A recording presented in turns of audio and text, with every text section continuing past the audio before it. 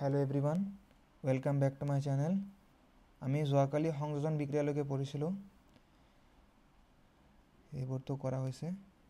সংযোজন বিক্ৰিয়ালৈকে পঢ়িছিলোঁ। আজি বিযোজন বিক্ৰিয়াৰ পৰা ষ্টাৰ্ট কৰিম।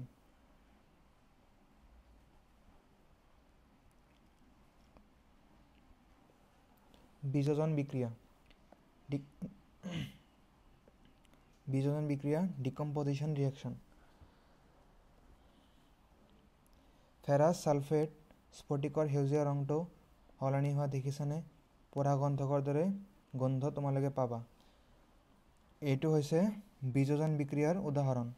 ইয়াত চোৱা, এটা মাত্ৰ বিক্ৰিয়ক পদাৰ্থ কেইবাটাও বিক্ৰিয়াজাত পদাৰ্থলৈ ভাঙি গৈছে। এটাৰ পৰা ইয়াত তিনিটা পোৱা গৈছে, মানে ভাঙি তিনিটা প্ৰডাক্ট উৎপন্ন কৰিছে। তো এইটো এটা বিযোজন বিক্ৰিয়া। যে এই বিক্ৰিয়াত এটা মাত্ৰ বিক্ৰিয়ক পদাৰ্থ একাধিক সৰল বিক্ৰিয়াজাত পদাৰ্থলৈ ভাঙি যায়, এনেবোৰ বিক্ৰিয়াক বিযোজন বিক্ৰিয়া বুলি কোৱা হয়। তাৰমানে এটা বিক্ৰিয়ক পদাৰ্থ, যেনে ইয়াত এটা বিক্ৰিয়ক পদাৰ্থ কেইবাটাও বিক্ৰিয়াজাত পদাৰ্থলৈ ভাঙি গৈছে, এনেবোৰ বিক্ৰিয়াক বিযোজন বিক্ৰিয়া বুলি কোৱা হয়। এইটো মনত ৰাখিবা, ফেৰিক অক্সাইড এটা গোটা পদাৰ্থ। পঢ়ি ল'বা এইখিনি। কেলছিয়াম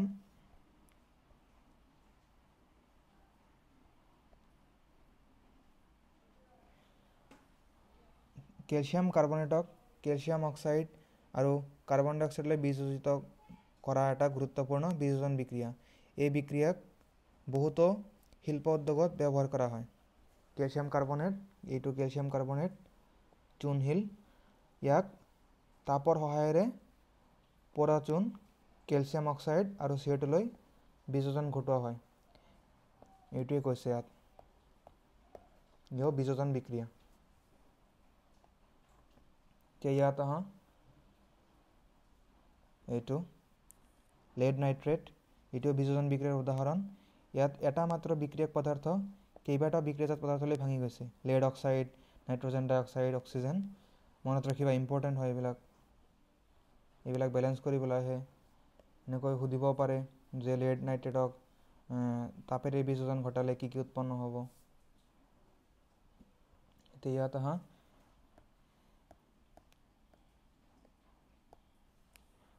বগা চিলভাৰ ক্লৰাইড সূৰ্যৰ পোহৰত মটীয়া ৰঙৰ হৈ পৰিছে। পোহৰে চিলভাৰ ক্লৰাইডক চিলভাৰ আৰু ক্লৰিনলৈ বিযোজিত কৰাৰ বাবে এনেকুৱা হয়। তাৰমানে ইয়াত কৈছে যে যেতিয়া আমি চিলভাৰ ক্লৰাইডক সূৰ্যৰ পোহৰত ৰাখোঁ, তেতিয়া বিযোজন হৈ চিলভাৰ আৰু ক্লৰিন গেছ উৎপন্ন কৰে। এইখিনিয়ে। এতিয়া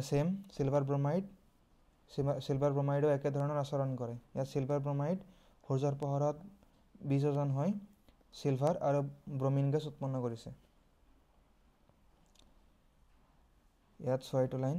যিবোৰ বিক্ৰিয়াত শক্তি শোষিত হয় তেনেবোৰ বিক্ৰিয়াক তাপগ্ৰাহী এণ্ডোথাৰ্মিক ৰিয়েকশ্যন বুলি কোৱা হয়। তাৰমানে আমি তাপবৰ্জী বিক্ৰিয়াত পঢ়িছিলোঁ, তাত আছিল যে যিবোৰ বিক্ৰিয়াজাত পদাৰ্থ উৎপন্ন হোৱাৰ লগতে তাপৰ উদ্ভৱ হয়, সেইবোৰ বিক্ৰিয়াক তাপবৰ্জী বিক্ৰিয়া বুলি আমি পঢ়িছিলোঁ।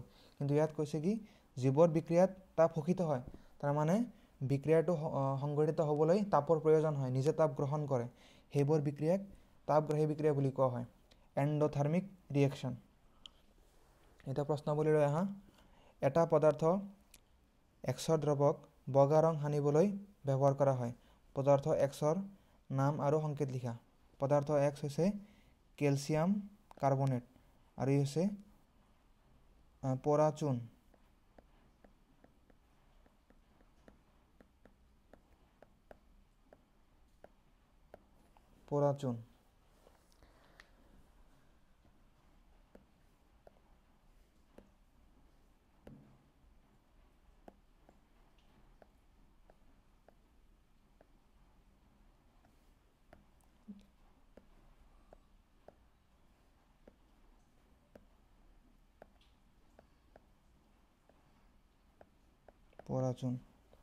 পানীৰ সৈতে এক্সৰ এটা বিক্ৰিয়া লিখা। যেতিয়া কেলছিয়াম অক্সাইডক পানীৰ সৈতে বিক্ৰিয়া কৰা হয়, তেতিয়া কেলছিয়াম হাইড্ৰক্সাইড উৎপন্ন হয়।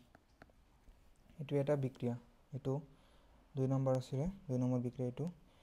কাৰ্যকলাপ 1.7ত এটা পৰীক্ষানলীত সংগ্ৰহ কৰা গেছৰ পৰিমাণ আনটো পৰীক্ষানলীত সংগ্ৰহ কৰা গেছৰ পৰিমাণৰ দুগুণ কিয়? এই গেছ দুটাৰ নাম লিখা।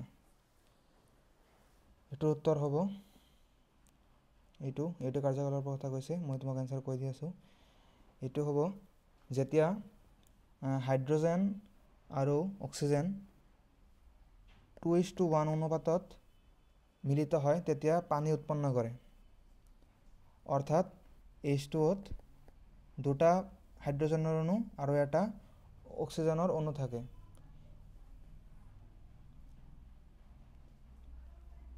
আৰু ই মিলি পানী উৎপন্ন কৰে। আৰু এই গেছ দুটাৰ নাম লিখা। প্ৰথম গেছটো হ'ব H2 আৰু দ্বিতীয় গেছটো হ'ব অক্সিজেন।